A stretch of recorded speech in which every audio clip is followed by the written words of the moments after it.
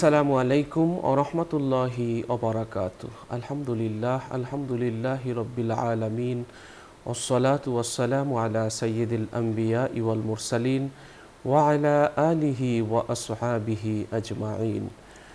সুপ্রিয় দর্শক শ্রোতা, যে যেখান থেকে এই মুহূর্তে আলোকিত প্রতিদিন অনুষ্ঠান দেখছেন শুনছেন, সকলকে অভিনন্দন। দর্শক, আজ আমরা একজন বিশিষ্ট আলেমকে আমন্ত্রণ জানিয়েছি এবং চমৎকার একটি বিষয় আলোচনা করার জন্য বেছে নিয়েছি। চলুন আজকের অতিথিকে আপনাদের সাথে পরিচয় করিয়ে দিচ্ছি। আজ আমাদের সাথে আছেন এভার কেয়ার হসপিটালের সম্মানিত ইমাম, বিশিষ্ট ইসলামী চিন্তাবিদ মুফতি আব্দুর রহিম। আসসালামু আলাইকুম ওয়া রাহমাতুল্লাহি ওয়া বারাকাতুহু। ওয়ালাইকুম আসসালাম ওয়া রাহমাতুল্লাহি ওয়া বারাকাতুহু। মোহতারাম, কেমন আছেন আপনি? আলহামদুলিল্লাহ, আমি ভালো আছি। আপনি কেমন আছেন? আলহামদুলিল্লাহ, ভালো আছি। দর্শক, আজ আমরা যে বিষয়টি নিয়ে আলোচনা করব সেটি হচ্ছে সবরের অকল্পনীয় প্রতিদান। চমৎকার একটি বিষয় সবর। আসলে সবর হলো আমাদের সাফল্যের চূড়ায় ওঠার একটি সিঁড়ি। সবর এমন একটি বিষয় যা বাদ দিয়ে আমরা কখনোই সামনে আগাতে পারি না। যেমন মাথা ছাড়া শরীরের কোনো মূল্য নেই, তেমনি সবর ছাড়া ঈমানের কোনো মূল্য নেই। সবর হলো আমাদের একটি বড় মুকুট। আমরা জানি যুগে যুগে বহু নবী রসুল আল্লাহ তাআলা পৃথিবীতে পাঠিয়েছেন, তাদেরকে সবরের শিক্ষা আগে দিয়েছেন। তাদেরকে অধিকাংশ নবী বকরি চড়িয়েছেন, ছাগল চড়িয়ে ধৈর্যের যে পরীক্ষা, সেই পরীক্ষায় উত্তীর্ণ হয়েছেন। অনেককে নানানভাবে তিনি পরীক্ষা করেছেন আল্লাহ তাআলা। আমরা জানি আইয়ুব আলাইহিসসালামকে 18 বছর আল্লাহ অসুস্থ করে রেখেছিলেন। কাঁদতে কাঁদতে চোখ সাদা হয়ে গিয়েছে, তবুও কাউকে তিনি অভিযোগ করেননি, তবুও অভিযোগের আঙ্গুল তুলেননি। 18 বছর পর বললেন, ওয়া আইয়ুবা ইয নাদা রাব্বাহু আন্নী মাসানিয়াদ দুররু ওয়া আনতা আরহামুর রাহিমিন। হে আল্লাহ, আমি তো অসুস্থ হয়ে পড়ে থাকা একজন ব্যক্তি, তুমি তো আমার দিকে চাইলে একটু রহমতের দৃষ্টিতে তাকাতে পারো। কোনো অভিযোগ অনুযোগের কোনো সুর নেই। এই ধৈর্যের পরীক্ষার পর আল্লাহ তাআলা বললেন, ফাস্তাজাবনা লাহু ফাকাশাফনা মা বিহি মিন দুররি ওয়া আতাইনা। হে আইয়ুব, আপনি পায়ের গোড়ালি দিয়ে আঘাত করেন, আমি আপনার ঔষধ পাঠিয়ে দিচ্ছি। আল্লাহ বলছেন, অতঃপর আমি আইয়ুবের দোয়া কবুল করলাম, তাকে সুস্থ করলাম। পায়ের গোড়ালি দিয়ে আঘাত করলো, সেখান থেকে পানি উঠলো, সেই পানি দিয়ে শরীর ধৌত করলেন, আবার সুস্থ হলেন, সব কিছু ফিরে পেলেন।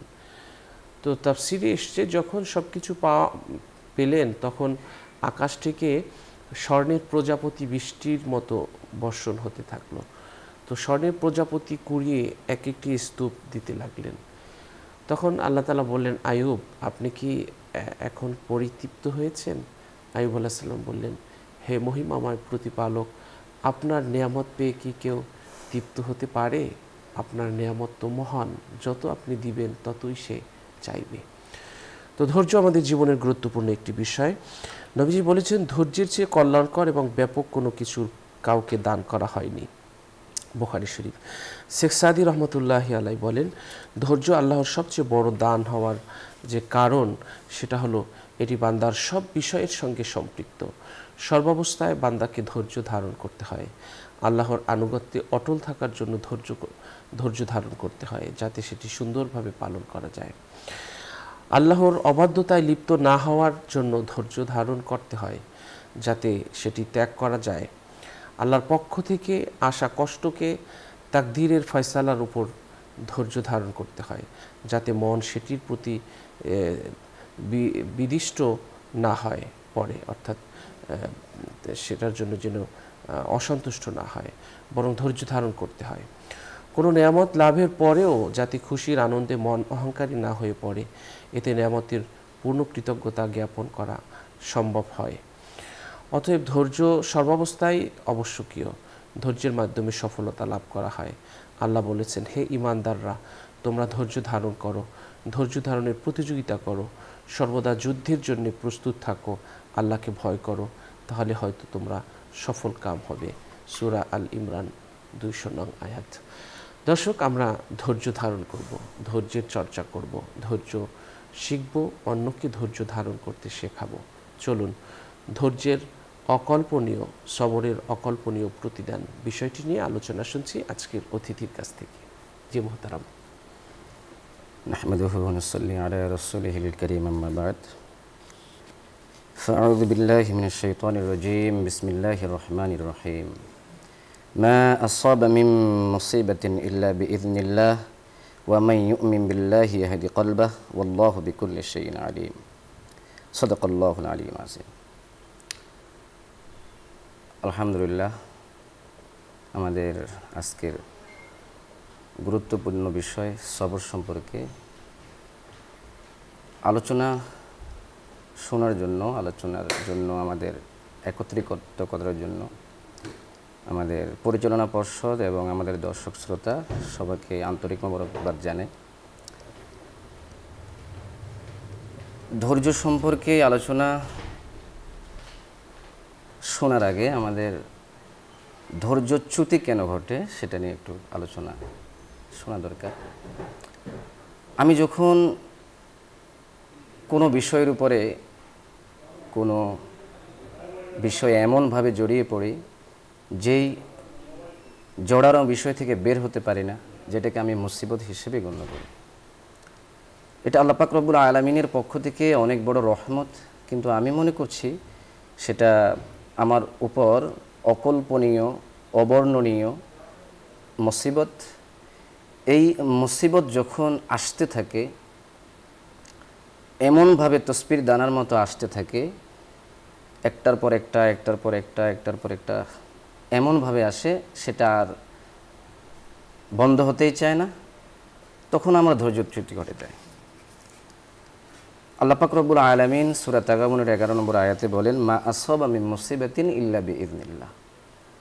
তুমি মনে করতেছো পৃথিবীর যত ধরনের মুসিবত আছে সব কিছুই তোমার উপরে পতিত হচ্ছে, যত ধরনের কষ্ট, ক্লেশ, গ্লানি, দুঃখ, দুর্দশা, হতাশা, সেগুলো শুধু আমি ছাড়া, আমাকে ছাড়া আল্লাহ পাক রব্বুল আলামিন আর কাউকে দান করেননি। আমি মুসিবত পড়ার পরে আমি এত অধৈর্য হয়ে পড়ি, আল্লাহ পাক রব্বুল আলামিন তখন বলেন, মা আসাবা মিন মুসিবাতিন ইল্লা বিইذনিল্লাহ। তুমি মনে করতেছো সব ধরনের মুসিবত তোমার উপরে, আসলে এই মুসিবত আমি নিজেই দান করি, আমার পক্ষ থেকে আসে। ওয়া মান ইউমিন বিল্লাহি ইয়াহদি কলবাহু। যে মুমিন, যে ঈমানদার, যে আমার উপরে একদম চোখ বন্ধ করে বিশ্বাস করবে, ইয়াহদি কলবা, তার অন্তরকে আমি শীতল করে দেব, হেদায়েত দান করব। আল্লাহু বিকুল্লি শাইইন আলীম। তুমি কতটুকু আমার মুসিবতকে গ্রহণ করতে পারলা এটা আমি জানি। বিকুল্লি শাইইন আলীম। সূরা হাদীদের অন্য একটি আয়াতে আল্লাহ পাক রব্বুল আলামিন, যেটা সূরা হাদীদের 22 নম্বর আয়াত, মা আসাবা মিন মুসিবাতিন ফিল আরদ। দুনিয়াতে যত ধরনের মুসিবত আছে, ওয়ালা ফি আনফুসিকুম, শুধু পুরো পৃথিবীর মুসিবত নয়, ওয়ালা ফি আনফুসিকুম, এবং তোমার উপরেও পতিত যত মুসিবত আছে, ইল্লা ফি কিতাবিম মিন ক্বাবলি আন নাবরাহা। এগুলো এমনি এমনি পড়ে তা না, এগুলো আসলে ইল্লা ফি কিতাবিম মিন ক্বাবলি আন নাবরাহা, আমার আরশে আজিমের ভিতরে লিখিত কিতাবে আমি যেভাবে লিখে রাখছি স্ক্রিপ্ট অনুযায়ী, ঠিক সেভাবেই একটার পর একটা আসতে থাকে। যখন আসে, আস্তে আস্তে আস্তে আস্তে একটা লিমিট থাকে, লিমিট ক্রস হয়ে যাওয়ার পরে তখন আমি দেখি বান্দার অনুভূতি কি, অভিব্যক্তি কি। বান্দা যখন আমি মুসিবতগুলো দিলাম, আমার মুসিবতের সমস্যা কতটুকু ধৈর্য ধারণ করলো, কতটুকু তার ধৈর্যচ্যুতি ঘটলো। তো আল্লাহ পাক রব্বুল আলামিন আমার উপর যখন মুসিবত দেন, এটা বুঝান যে মুসিবত তোমার নিজ থেকে আসেনি, মুসিবত আমার পক্ষ থেকে আসছে। অতএব আমি যখন বলি যে রব্বুল আলামিন তুমি তো আমাকে এত মুসিবত দিলা, এই মুসিবত সম্পর্কে তুমি দেখো না, আমার ধৈর্যচ্যুতি ঘটে, আমি ধৈর্য ধারণ করতে পারি না। আমি যখন ঘর থেকে বের হই, ঘর থেকে বের হওয়ার সময় আমার হাতটা দরজার সাথে লাগছে, এরপরে আমার মোবাইলটা আনতে পারিনি, দরজার থেকে যখন বের হলাম আবার কষ্ট পেলাম, রাস্তা দিয়ে আসার সময় রিক্সার সাথে, গাড়ির সাথে লেগে আমার কাপড় ছিঁড়ে গেল, এরপরে আমি যখন অফিসে আসলাম, অফিসে যখন সময় মতো আসার কথা, পাঞ্চ করার কথা, আমি পাঞ্চ করতে পারি না। বসের ঝাড়ি শুনলাম, একটার পর একটা মুসিবত লেগেই আছে। এই মুসিবত থেকে যখন আমি বের হওয়ার চেষ্টা করি, বের হতে পারি না। এখন এরপরে যখন আবার বাড়িতে ঘুমাতে যাই, ঘুমানোর আগ পর্যন্ত এই মুসিবত থেকে আমার বের হওয়ার যে রাস্তা, সেটাও আমার বন্ধ হয়ে যায়। এখন আমি চিন্তা করি এই মুসিবত থেকে আমি কিভাবে বের হব। আল্লাহ পাক রব্বুল আলামিন যখন এই তসবির দানার মতো একটার পর একটা আমার উপর পতিত হতে থাকে, আমি মনে করি তসবির দানার মতো একের পর এক পড়ছেই। আর এটা আল্লাহ পাক রব্বুল আলামিন বোঝাচ্ছেন, তসবির দানার মতো পড়ছে, ঠিক আছে, তুমি টপ টপ টপ টপ করে ভাবছো, আর আমি ভাবছি top top top top top top. একটা যখন তসবির দানা পড়ে আস্তে আস্তে আস্তে আস্তে সেটা আবার তার আওয়াজটা বিলীন হয়ে যায়, বন্ধ হয়ে যায়। এই বন্ধ হওয়ার জন্য সময় নিতে হবে, সেই ধৈর্যটা তোমাকে ধারণ করতে হবে। তো ধৈর্য যখন আমার ধৈর্যচ্যুতি ঘটে, এই ধৈর্যচ্যুতি থেকে বের হওয়ার জন্য যদি আমি একটু মনে মনে যদি চিন্তা করি যে আল্লাহ পাক রব্বুল আলামিন সকাল থেকে এই পর্যন্ত যতগুলো মুসিবত আমার উপর দিয়ে তিনি ফেলছেন, আমাকে মুসিবতে রাখছেন, সেগুলো যদি একবারে তিনি পতিত করতেন, তা আমি আমার থেকে বের হতে পারতাম না। আমার যদি সবগুলো মুসিবতকে একত্রিত করে একটা কষ্ট, মানে আমার একটা হাত ভেঙে গেল, আমি অ্যাক্সিডেন্ট করলাম, আমার গায়ের উপর দিয়ে বাইক চলে গেল, তাহলে এতগুলো মুসিবতকে আল্লাহ পাক রব্বুল আলামিন ধাপে ধাপে আস্তে আস্তে আস্তে আস্তে আমার উপরে পতিত করলেন, ফেললেন। আর আমি বোকা মনে করছি আল্লাহ পাক রব্বুল আলামিন আমাকে মুসিবত থেকে বেরই করছেন না। তো এই যে ধৈর্য ধারণ করার জন্য আল্লাহ পাক রব্বুল আলামিন পবিত্র কালামুল্লাহ থেকে অসংখ্য আয়াত নাজিল করছেন, অসংখ্য জায়গায় তিনি আমাদেরকে মোটিভেট করছেন কিভাবে ধৈর্য ধারণ করতে হবে। যখন আমি একদম হতাশ হয়ে পড়ি, আমার উপর যখন মুসিবত আসে, তখন বলবো কুল ইন্না লিল্লাহি ওয়া ইন্না ইলাইহি রাজিউন। ইন্না লিল্লাহ, নিশ্চয়ই এটা আল্লাহর পক্ষ থেকে আসছে, নিশ্চয়ই আল্লাহ জানেন। ইন্না লিল্লাহি ওয়া ইন্না ইলাইহি রাজিউন, এরপরে যখন আমি পড়ব লা ইলাহা ইল্লা আনতা সুবহানাকা ইন্নী কুনতু মিনাজ জালিমিন। ইউনূস আলাইহিস সালাতু ওয়াস সালামের মাছের পেটে থাকার যে ঘটনা, এটা আমরা সবাই জানি, ওদিকে আর যাচ্ছি না। তো ইউনূস আলাইহিস সালাম যেই লা ইলাহা ইল্লা আনতা সুবহানাকা ইন্নী কুনতু মিনাজ জালিমিন আমাদেরকে শিক্ষা দিয়েছেন, সেটা আল্লাহ পাক রব্বুল আলামিন আমাদেরকে আবার জানিয়ে দিয়েছেন। সেই মতে আমরা চলার চেষ্টা করব, ধৈর্য ধরার চেষ্টা করব। এরপরে আমি যদি আল্লাহর উপরে ভরসা করি যে আল্লাহ পাক রব্বুল আলামিন আমাকে দেখছেন, আমার উপরে মুসিবতে আমাকে ফেলছেন, এর থেকে বের করার পরিত্রাণও তিনি আমার জন্য রাখছেন। আল্লাহ পাক রব্বুল আলামিন বলেন ওয়া আলাল্লাহি ফালিয়াতাওয়াক্কালিল মুমিনুন, শুধুমাত্র ঈমানদাররা, মুমিনরাই আমার উপরে ভরসা রাখে, আমার কাজে সে পরিপূর্ণ আস্থা রাখে, বিশ্বাস রাখে যে এই মুসিবত থেকে, এই সমস্যা থেকে তিনি আমাকে বের করবেন।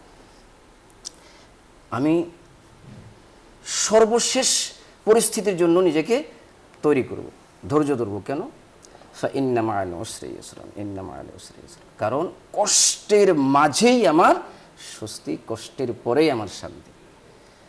আমি যখন ইন্না লিল্লাহি ওয়া ইন্না ইলাইহি রাজিউন এই আয়াতের ব্যাখ্যা যদি আমরা তাফসীর ইবনে কাসির থেকে যদি আমরা শুনি, সূরা বাকারার 156 নম্বর আয়াত, আমরা যদি সেই আয়াতটাকে একটু বিশ্লেষণ করি, একটু চেষ্টা করি এই আয়াতটা একটু বোঝার জন্য, দেখার জন্য, সেখানে উম্মে সালমা রাদিয়াল্লাহু তাআলা আনহা তিনি বলেন যে যখন আমার স্বামী আবু সালমা রাদিয়াল্লাহু তাআলা আনহু রাসূল করিম সাল্লাল্লাহু আলাইহি ওয়াসাল্লামের কাছ থেকে আসলেন, এসে তিনি আমাকে একটা বিষয় শিক্ষা দিলেন যে রাসূল করিম সাল্লাল্লাহু আলাইহি ওয়াসাল্লাম আমাদেরকে একটা শিক্ষা দিয়েছেন। তিনি বলেন আল্লাহুম্মা আজরিনি ফি মুসিবাতি ওয়া আখলিফ লি খায়রাম মিনহা। যখন তুমি মুসিবতে পড়বে, যখন তোমার উপরে কোনো কষ্ট আসবে, তখন এই দোয়াটি পড়বে, আল্লাহ পাক রব্বুল আলামিন অবশ্যই সেই মুসিবত থেকে তোমাকে বের করে এর থেকে উত্তম প্রতিদান তিনি দান করবেন। উম্মে সালমা রাদিয়াল্লাহু তাআলা আনহা এই কথার উপর আমল করতে থাকলেন। তিনি বলেন, এক সময় আমার স্বামী মারা গেলেন, আবু সালমা রাদিয়াল্লাহু তাআলা আনহু। মারা যাওয়ার পরে আমি ধৈর্য ধারণ করলাম এবং আল্লাহ পাক রব্বুল আলামিনের কাছে এই দোয়া পড়তে থাকলাম, আল্লাহুম্মা আজরিনি ফি মুসিবাতি ওয়া আখলিফ লি খায়রাম মিনহা, ইয়া আল্লাহ তুমি আমাকে এই মুসিবত থেকে বের করে এর থেকে উত্তম প্রতিদান, উত্তম বিষয়, উত্তম জিনিস তুমি আমাকে দান করো। আল্লাহ পাক রব্বুল আলামিন আমার দোয়া কবুল করলেন। একদিন দরজার সামনে রাসূল করিম সাল্লাল্লাহু আলাইহি ওয়াসাল্লাম কড়া নাড়লেন। আমি দরজা খুলে দিলাম।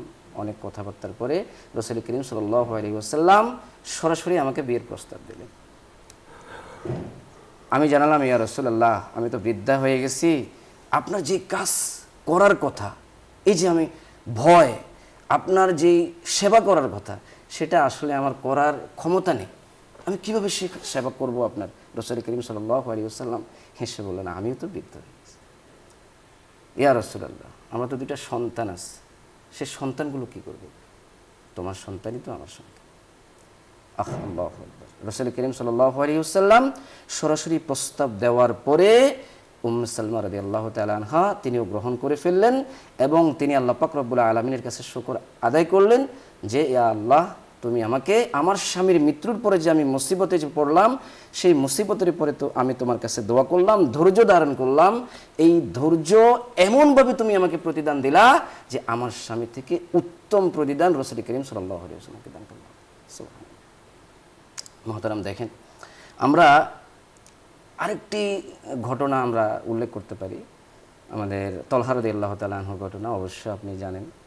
তো তলহা রাদিয়াল্লাহু তাআলা আনহু, যেটা রুমাইসা রাদিয়াল্লাহু তাআলা আনহা কেন্দ্রিক ঘটনাটা। রুমাইসা রাদিয়াল্লাহু তাআলা আনহা তিনি উম্মে সালমা নামে পরিচিত। তো রুমাইসা রাদিয়াল্লাহু তাআলা আনহা এর স্বামী আবু তলহা রাদিয়াল্লাহু তাআলা আনহু যখন কাজের কারণে ঘর থেকে বের হলেন অসুস্থ সন্তানকে রেখে, অনেক লম্বা ঘটনা আমরা জানি। বাহির থেকে আসার পরে তিনি যখন ঘরে আসলেন, প্রথমেই অসুস্থ সন্তানের কথা জিজ্ঞেস করলেন।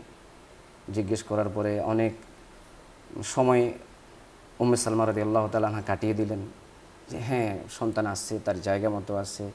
অনেক কথা, অনেক সময় ভুলিয়ে ভালিয়ে, অনেক সময় ক্ষেপণ করে এরপরে যখন ঘুমানোর সময় আসলো, তখন আর তলহা রাদিয়াল্লাহু তাআলা আনহু কন্ট্রোল করতে পারলেন না। বলো, আমার সন্তান কোথায়? তিনি আদরে গলায়, আদর মাখা গলায়, মায়াবী সুরে স্বামীকে বললেন, কোনো ব্যক্তি যদি কাউকে কোনো কিছু আমানত হিসাবে রাখার জন্য দেয়, সেই আমানতটা যদি যিনি আমাকে দিলেন, দাতা যদি আমার কাছে আবার সেই আমানতটা ফেরত চায়, কি করা উচিত? তলহা রাদিয়াল্লাহু তাআলা আনহু বললেন, অবশ্যই যার আমানত তাকে দিয়ে দেওয়া উচিত। উম্মে সালমা রাদিয়াল্লাহু তাআলা আনহা খুব একদম হাস্যোজ্জ্বল চেহারায় বললেন যে, আল্লাহ পাক রব্বুল আলামিন আমাদেরকে যেই আমানত দিয়েছেন, আমাদেরকে একটা শ্রেষ্ঠ সম্পদ আমাদের সন্তান দিয়েছেন, সেই সন্তান উমাইর ইন্তেকাল করেছে।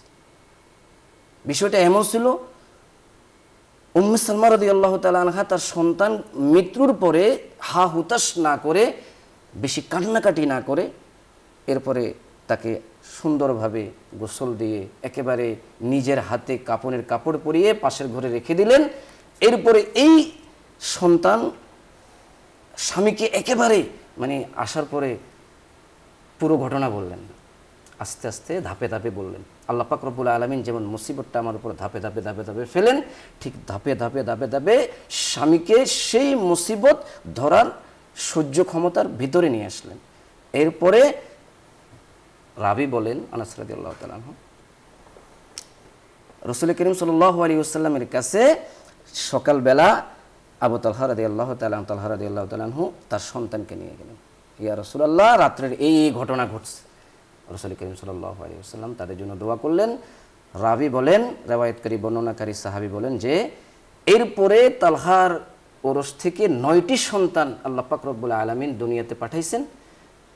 9টি সন্তানই হাফেজ ছিল। সুবহানাল্লাহ। এখন আমরা যদি ধৈর্যচ্যুতি ঘটে, আমার ধৈর্য এমন একটা বড় সম্পদ, এমন একটা বড় জিনিস যে ধৈর্য যদি আমি ধরতে না পারি, আমার যদি ধৈর্য, যত যত বড় বড় ঘটনা আমরা দেখি, যত যত যুদ্ধ বিগ্রহ দেখি, সামান্য একটা মানে মানে একটা ধাপ যদি আমরা যদি একটু সময় নিতাম, তাহলে কিন্তু এত বড় বড় ইয়াগুলো হতো না। অর্থাৎ যুদ্ধ বিগ্রহ বাজার ক্ষেত্রেও আমাদের ধৈর্যচ্যুতি একটা বড় কারণ হয়ে দাঁড়ায়। চমৎকার বলছিলেন। দর্শক মোহতারামের কাছ থেকে খুব গুরুত্বপূর্ণ আলোচনা শুনছিলাম। কোরআনুল কারিমের সূরা ইমরানের 146 নং আয়াতে আল্লাহ বলেছেন, তোমরা নামাজ এবং ধৈর্যের মাধ্যমে সাহায্য প্রার্থনা করো। আরেকটি আয়াতে আল্লাহ তাআলা বলেছেন যে সূরা বাকারার 45 নং আয়াতে বলেছেন, এরপর সূরা আল ইমরানের 146 নং আয়াতে বলেছেন, কখনো ধৈর্যশীলদের প্রতি ভালোবাসা ব্যক্ত করেছেন, ইরশাদ করেছেন যে নিশ্চয়ই আল্লাহ ধৈর্যশীলদের ভালোবাসেন। কখনো বিশেষ সঙ্গদানের সুসংবাদের মাধ্যমে ধৈর্যশীলদের ধন্যবাদ জানিয়েছেন। আল্লাহ তাআলা বলেছেন নিশ্চয়ই আল্লাহ ধৈর্যশীলদের সঙ্গে আছেন। আবার কখনো ধৈর্যশীলদের জন্য অবারিত প্রতিদান ঘোষণা করেছেন, বলেছেন নিশ্চয়ই ধৈর্যশীলদের অবারিত প্রতিদান দেওয়া হবে। আল্লাহ তাআলা বলেছেন তুমি ধৈর্যশীলদের সুসংবাদ দাও, যারা বিপদ এলে বলে নিশ্চয়ই আমরা আল্লাহর এবং তারই কাছে ফিরে যাব। তাদের জন্য রয়েছে তাদের রবের পক্ষ থেকে রাশি রাশি অনুগ্রহ এবং দয়া। তাদের হবে সুপথ প্রাপ্ত, তারা হবে সুপথ প্রাপ্ত এবং সুপথের যাত্রী হবে তারা। আমরা ধৈর্য ধারণ করব। ধৈর্য আমাদের বড় সম্পদ, বড় শক্তি। নবী পাক সাল্লাল্লাহু আলাইহি ওয়াসাল্লাম তিরমিজি শরীফের একটি হাদিসে বলেছেন, যখন কিয়ামতের দিন ধৈর্য ধারণকারীদের বিপদগ্রস্তদের প্রতিদান দেওয়া হবে, ধৈর্য ধারণকারী বিপদগ্রস্তদের প্রতিদান দেওয়া হবে, তখন নিরাপদ ব্যক্তিরা কামনা করবে, হায় তাদের চামড়াও যদি পৃথিবীতে কেচি দিয়ে কাটা হতো, তারাও এই উত্তম প্রতিদান লাভ করতে পারত। অন্য আরেকটি সূরায় আল্লাহ রাব্বুল আলামিন বলেছেন যে কেউ জানে না আমলের প্রতিদান স্বরূপ তাদের জন্য নয়ন জোড়ানো কি প্রস্তুত রাখা হয়েছে। তো আল্লাহ তাআলা আমাদেরকে অনেক দিবেন, অবারিত দিবেন। তিনি বলেছেন যদি তোমরা ধৈর্য ধরো এবং তাকে অবলম্বন করো, তাদের ষড়যন্ত্র তোমাদের কোনো ক্ষতি করতে পারবে না। রাসূল সাল্লাল্লাহু আলাইহি ওয়াসাল্লাম বলেছেন যে মুমিন মানুষের সঙ্গে মেলামেশা করে এবং তাদের পক্ষ থেকে আসা কষ্ট সহ্য করে, সে তার থেকে বেশি প্রতিদান পাবে যে মানুষের সঙ্গে মেলামেশা করে না এবং তাদের কষ্ট সহ্য করে না। মুসনাদে আহমদ। আল্লাহ তাআলা বলেছেন তুমি তার ইবাদত করো, তারই ইবাদতের জন্য ধৈর্য ধারণ করো। তুমি কি তার সমকক্ষ কাউকে জানো? সূরা মারিয়াম। সূরা ইউনূসে আরেকটি আয়াতে আল্লাহ রাব্বুল আলামিন সূরা ইউসুফের 90 নং আয়াতে আল্লাহ তাআলা বলেছেন যে আল্লাহর আমাদের উপর দয়া করেছেন, নিশ্চয়ই যে তাকে অবলম্বন করে এবং ধৈর্য ধরে সে প্রতিদান প্রাপ্ত হয়। আল্লাহ সৎকর্মশীলদের প্রতিদান বিনষ্ট করবেন না, কখনো করেন না। তো আমরা ধৈর্য ধারণ করব। ধৈর্য আমাদের জীবনের সবচেয়ে বড় সম্পদ। সবর আমাদের ব্যক্তি জীবন, পারিবারিক জীবন, সামাজিক জীবন, রাষ্ট্রীয় জীবন সবখানেই আমরা ধৈর্য ধরব। অনেক সময় মুসিবত আসে আমাদের কাছে, ধরা দেয় রহমত স্বরূপ, আমরা আসলে বুঝতে পারি না। আল্লাহ তাআলা বলেছেন আম হাসিবতুম আন তাদখুলুল জান্নাতা ওয়ালাম্মা ইয়াতিকুম মাসালুল লাযিনা খালাউ মিন ক্বাবলিকুম মাসাতুহুমুল বাসাউ ওয়াদ-দাররাউ ওয়াযুলজিলু হাত্তা ইয়াকুলার রাসূলু ওয়াল্লাযিনা আমানু মাআহু মাতা নাসরুল্লাহ আলা ইন্না নাসরাল্লাহি করিব। তোমরা ভেবেছো এমনিতেই তোমাদের ছেড়ে দেওয়া হবে, জান্নাতে চলে যাবে, অথচ তোমাদের পূর্ববর্তীদের অবস্থা এখনও তোমাদের মধ্যে আসেনি। ধৈর্য, কষ্ট, সম্পদের অভাব, তারপরে আর্থিক অনটন, নানাবিধ কষ্টে জর্জরিত করা হয়েছিল তোমাদের পূর্ববর্তীদের। তারা কষ্টে জর্জরিত হয়ে মুমিনগণ এবং নবীগণ বলেছিল যে হে আল্লাহ, আমরা এখনও তোমার দরজায় আছি, তোমার সাহায্য কখন আসবে, তোমার সাহায্যেরই অপেক্ষায় আছি। আল্লাহ বলছেন আলা ইন্না নাসরাল্লাহি করিব, একটু ধৈর্য ধরো, আমার সাহায্য খুব নিকটে। তো আমরা আসলে ধৈর্য ধরবো। রাত্র যত গভীর হয় ততই ভাববো সকাল হওয়ার সম্ভাবনা থাকে। রাত্র যত ঘনীভূত আল্লাহর রহমত তত ত্বরান্বিত, বিপদ যত ঘনীভূত আল্লাহর রহমত তত ত্বরান্বিত। আমরা বিপদে কখনো বিচলিত হব না, আমরা ধৈর্য ধরব, অবিচল আস্থা রেখে আল্লাহর প্রতি আমরা অটল থাকব। ইনশাআল্লাহ আল্লাহ তাআলা আমাদের সফলতা দান করবেন। দর্শক, আমরা মুহতারামের শেষ মন্তব্য আমরা শুনে নিচ্ছি 1 মিনিটে। মুহতারাম, আপনার শেষ মন্তব্য। মহান আল্লাহ পাক রব্বুল আলামিন বলেন, ওয়াস্তাঈনু বিস-সাবরি ওয়াস-সালাহ। যখন তুমি মুসিবতে একদম জর্জরিত হয়ে পড়ো, নিজের সব কিছু একদম নিজেকে মানে বিলীন করে যাও, যে এর চেয়ে মনে হয় না আমি আর বের হতে পারবো, এর থেকে মনে হয় না আমি পরিত্রাণ পাবো, তখন আল্লাহ পাক রব্বুল আলামিন বলেন, ওয়াস্তাঈনু বিস-সাবরি ওয়াস-সালাহ। তুমি তুমি সাহায্য চাও, আল্লাহ পাক রব্বুল আলামিনের কাছে সাহায্য চাইতে থাকো। সাহায্য এমনভাবে চাও যে এই সাহায্য আল্লাহ পাক রব্বুল আলামিন অবশ্যই তোমাকে দান করবেন 2টা জিনিস দিয়ে। একটা হলো ধৈর্য, আর একটা হলো নামাজ। নামাজে দাঁড়িয়ে যাও, নামাজে দাঁড়িয়ে আল্লাহ পাক রব্বুল আলামিনের কাছে চাইতে থাকো। যেই সমস্ত নবী রসুলগণ আল্লাহ পাক রব্বুল আলামিনের সান্নিধ্য পাওয়ার জন্য উদ্গ্রীব ছিলেন, পাগল ছিলেন, যেখানে রসুল করিম সাল্লাল্লাহু আলাইহি ওয়াসাল্লামকে আল্লাহ পাক রব্বুল আলামিন দেখার জন্য আকাশে চলে গেছেন মেরাজের রজনীতে, সেই মেরাজ বলা হয় আসসালাতু মেরাজুল মুমিনিন। নামাজ পড়ো, নামাজের ভিতরে আল্লাহ পাক রব্বুল আলামিনের কাছে সাহায্য চাও, এবং আল্লাহ পাক রব্বুল আলামিন বলেন, ওয়াইদা সাআলাকা ইবাদি আন্নী ফাইন্নী করিব। আমি তোমার কাছে আসছি, শুধু কাছে নয়, যখন তুমি নামাজে দাঁড়িয়ে পড়বে, সেজদার মাঝে তোমার কপালের নিচে আমার কুদরতি 2টা পা দিয়ে দেবো। সুবহানাল্লাহ, সুবহানাল্লাহ। আল্লাহ তাআলা আমাদের তৌফিক দান করুন ধৈর্য ধারণ করার। দর্শক, আল্লাহ তাআলা বলেছেন, ওয়াকালা রাব্বুকুম উদউনি আস্তাজিব লাকুম। তোমরা আমাকে ডাকো, আমি তোমাদের ডাকে সাড়া দেব, তোমাদের দোয়া কবুল করব। আমরা যখন বিপদে পড়ি তখন আমরা ডাকি ক্ষমতাশীলদের, আমরা যাই প্রশাসনের কাছে, আমরা যাব, তবে প্রথমে আল্লাহর কাছে আমাদের অভিযোগ, আমাদের কষ্টের কথাটা পেশ করব। নামাজে বসে, নামাজ শেষ করে আমরা নফল নামাজে দাঁড়িয়ে যাব যখনই বিপদে আসুক, তারপর আল্লাহর কাছে বলে তারপরে আমরা অন্যর কাছে যাব। কিন্তু প্রথমেই আমরা আল্লাহকে যেন জানাতে ভুল না করি, আল্লাহকে জানাতে হবে। আল্লাহ তাআলা আমাদের তৌফিক দান করুন।